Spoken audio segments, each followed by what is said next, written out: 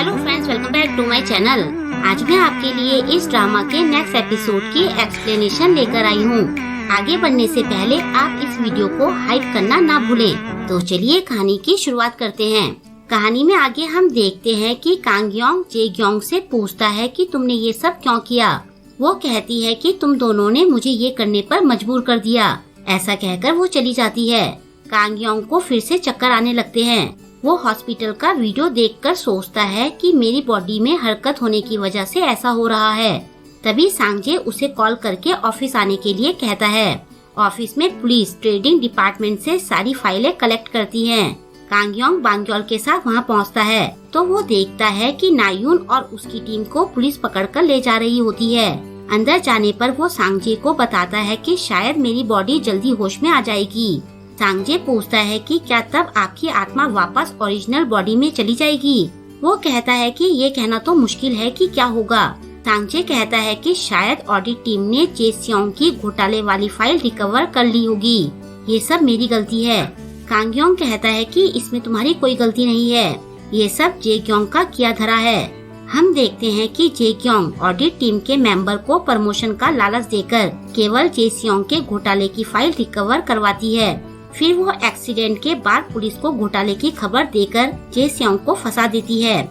उधर Chosun hospital में कांगयोंग की बॉडी के पास होती है। जेग्योंग का पति आकर उसे बताता है कि जेग्योंग को हल्की खरोंचें लगी हैं, लेकिन इस बार उसने सारी हदें पार कर दी हैं। वैसे चेयरमैन की हालत सुधर रही है और वो जल्दी ही होश में आ जाएंगे।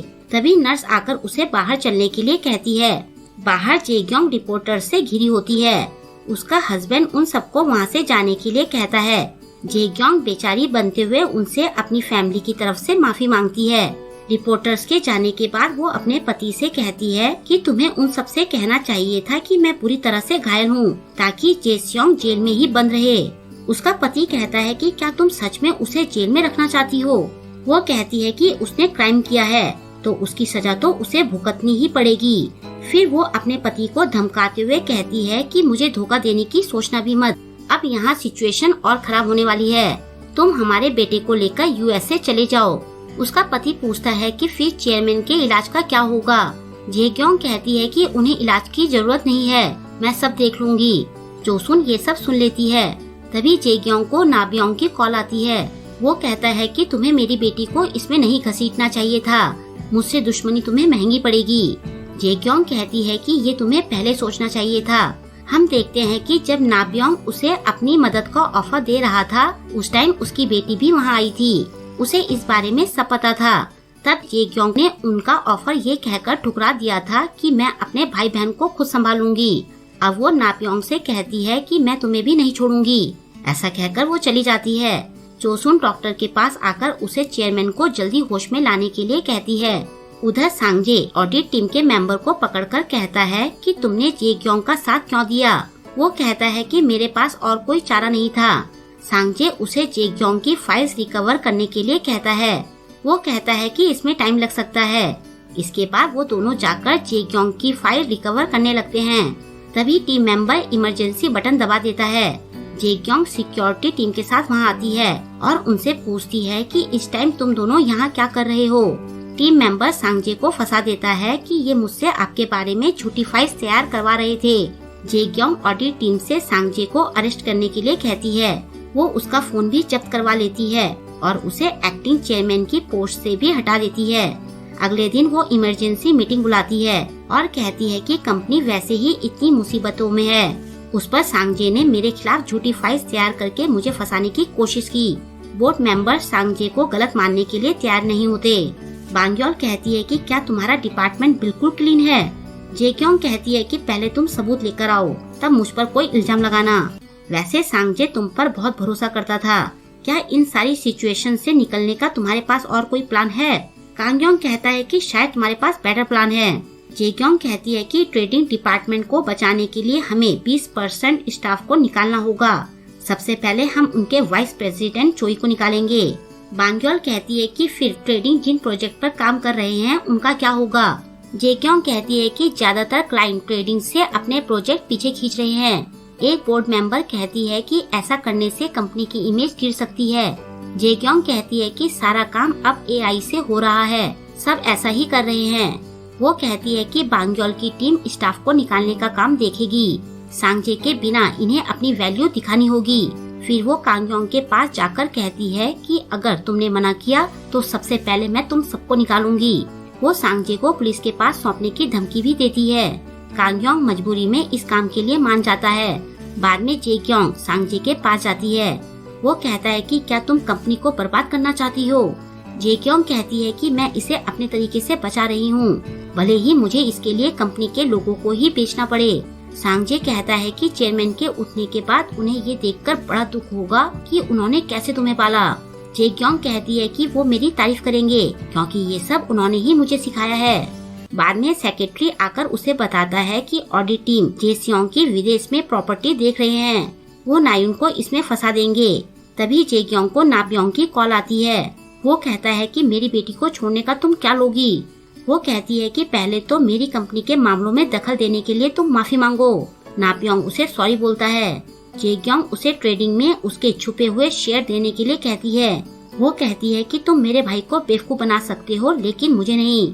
ये सुनकर नाब्योंग गुस्से में आकर अपना फोन पटक देता है। दूसरी तरफ ट्रेडिंग के मेंबर्स बांग्योल के ग्रुप से दूरी बना लेते हैं। मैनेजर कांगयोंग को कहता है कि ये सब तुम्हारी वजह से हुआ। कांगयोंग उन्हें कहता है कि जेक्योंग ने सांगजे को बंदी बना रखा है और उसने हम तीनों को फायर करने की भी धमकी दी थी। अब तुम ही बताओ कि मैं क्या करता। इसके बाद लोगों को काम से निकालने की जिम्मेदारी वो मैनेजर को दे देता है, लेकिन मैनेजर को लोग अपनी परेशानियां बताकर इमोशनल कर देते हैं। वो किसी को भी नहीं निकाल पाता। ये देखकर कांगयोंग खुद लोगों को निकालता है, जिसके लिए उसे बहुत गालियाँ पड़ती हैं।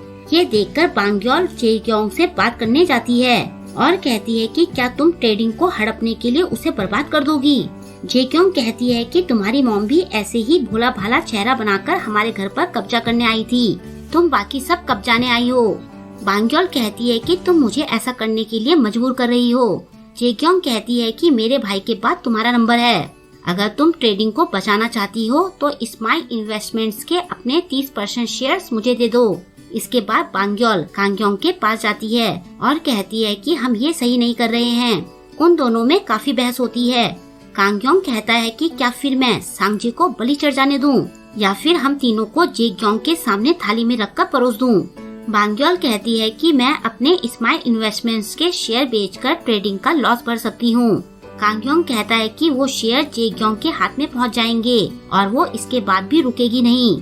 तुमने देखा नहीं कि उसने अपने भाई के साथ क्या किया? बांग्योल पूछती है कि क्या तुम्हें इन सब की फिक्र है? वो कहता है कि मुझे फिक्र है, तभी मैं ये सब कर रहा हूँ।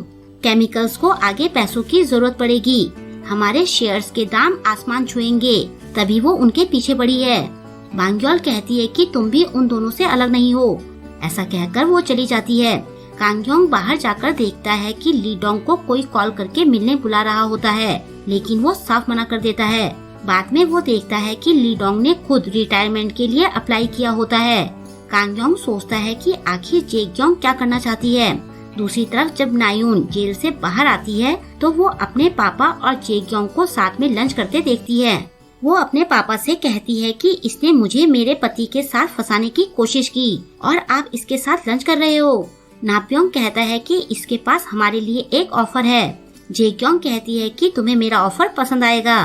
कुछ टाइम बाद जब बांग्योल वापस लौट रही होती है तो वो नायुन और जेक्योंग को साथ में कार से निकलकर बात करते देखती है। वो मैनेजर को कॉल करके ये बात बताती है। नेक्स्ट डे मैनेजर और बांग्योल दोनों कांगयोंग के घर के नीचे होते हैं। दोनों एक दूसरे से गुस्सा होते हैं। मैनेजर उन दोनों की दोस्ती कराने की कोशिश करता है। तभी कांगयोंग की दादी उसे खाने के लिए आवाज देती है। मैनेजर खुशी खुशी ऊपर जाता है। ऊपर खाने की मेज सजी देखकर तीनों शॉक रह जाते हैं। मैनेजर कांगयोंग से कहता है कि तुम्हारी दादी को तो भूलने की आदत थी। वो कहता है कि मुझे लगता है कि ये मेरे साथ मजाक कर रही थी। बांग्योल उसे मारते हुए चुप रहने के लिए कहती है।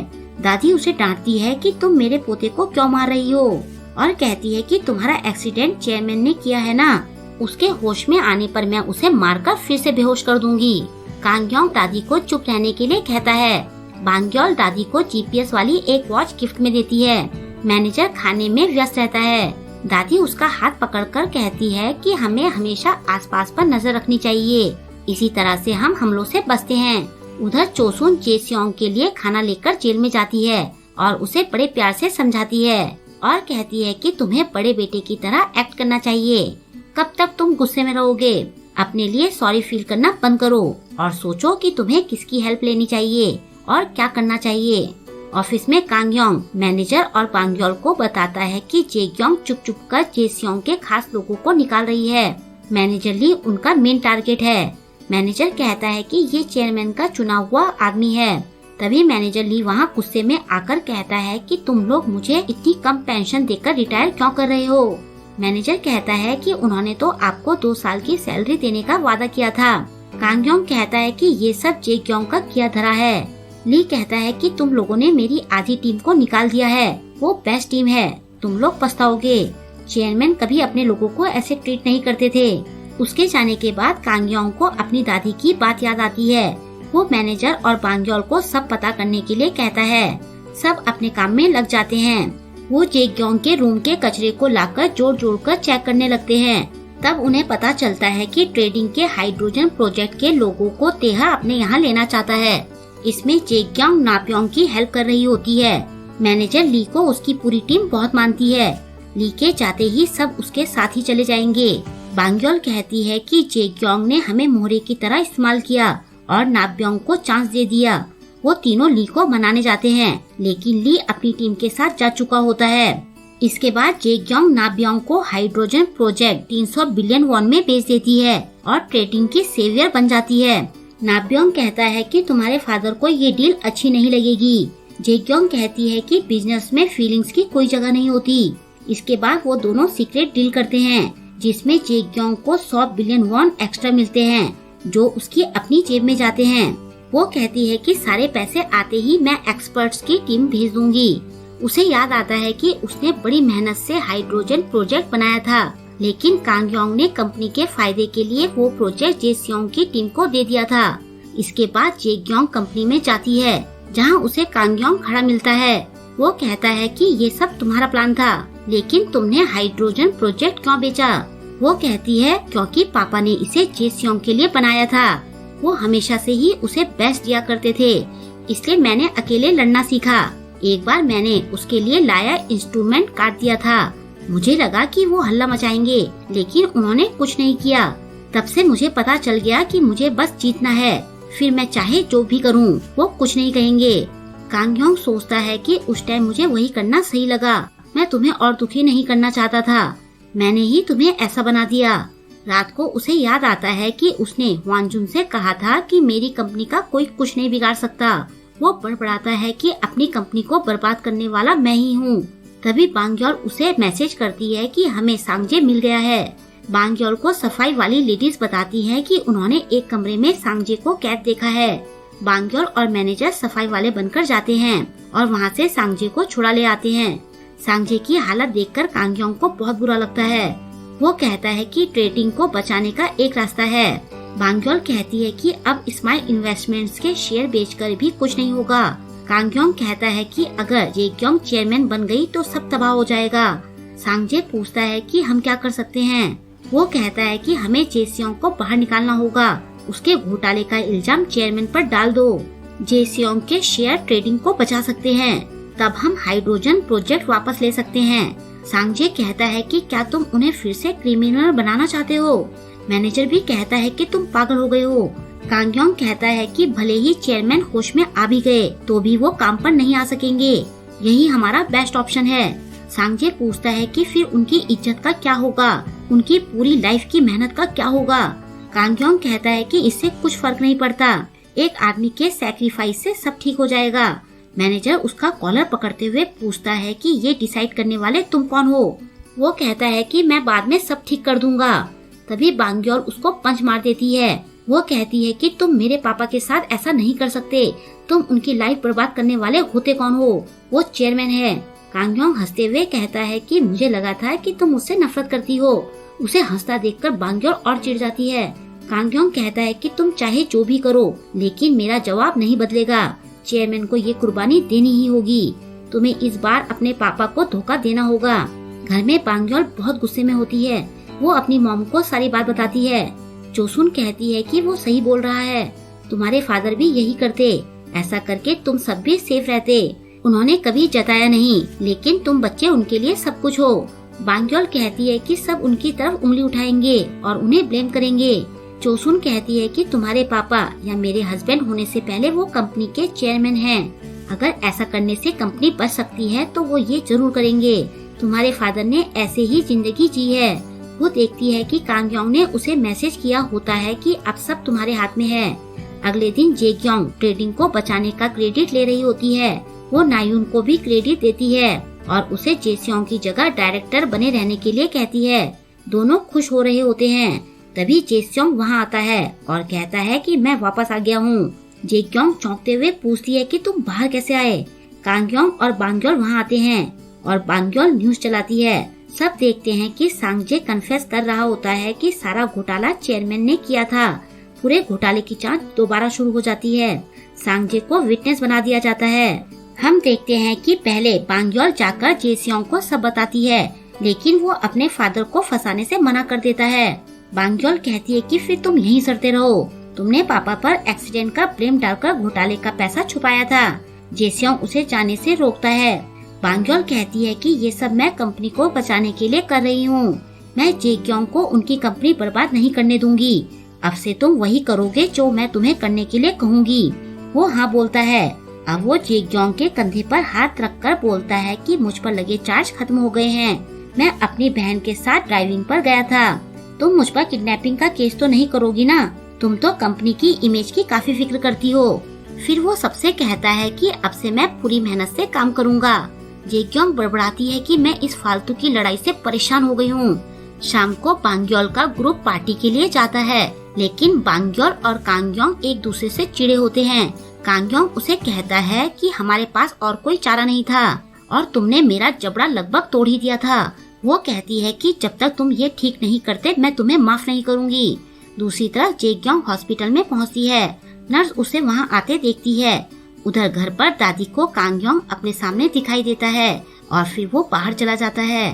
दादी भी उसके पीछे पीछे जाती है। उधर पार्टी करते टाइम कांगयोंग के फोन में अलर्ट का मैसेज आता है। उसे बेहोशी सी आने लगती है। हॉस्पिटल में जेग्योंग बाहर जाती है और पूरे हॉस्पिटल में हड़कंप मच जाता है। जेग्योंग कार में बैठकर सेक्रेटरी से कहती है कि कोई कॉल मत उठाना, मैं सोना चाहती हूँ। उधर रेस्टोरेंट में कांगयोंग अचानक से बेहोश हो जाता है। जेसियोंग ऑफिस में जेग्योंग के पास जाता है और उसे कॉलर पकड़कर गुस्से में कहता है कि तुम पापा को अपने हाथों से कैसे मार सकती हो। वो लगभग उसे मार ही देता है और यहीं पर आज के वीडियो की एंडिंग हो जाती है। आई होप कि आपको आज का वीडियो पसंद आया होगा। आपको आज का वीडियो कैसा लगा मुझे कमेंट करके जरूर बताएं और वीडियो को लाइक और शेयर करना ना भूलें। अगर अभी तक आपने मेरे चैनल को सब्सक्राइब नहीं किया है तो प्लीज मेरे चैनल को सब्सक्राइब कर लें और लेटेस्ट वीडियोस की नोटिफिकेशन पाने के लिए बेल आइकन को प्रेस करना ना भूलें। मिलते हैं जल्द ही इसके नेक्स्ट वीडियो के साथ। Thank you.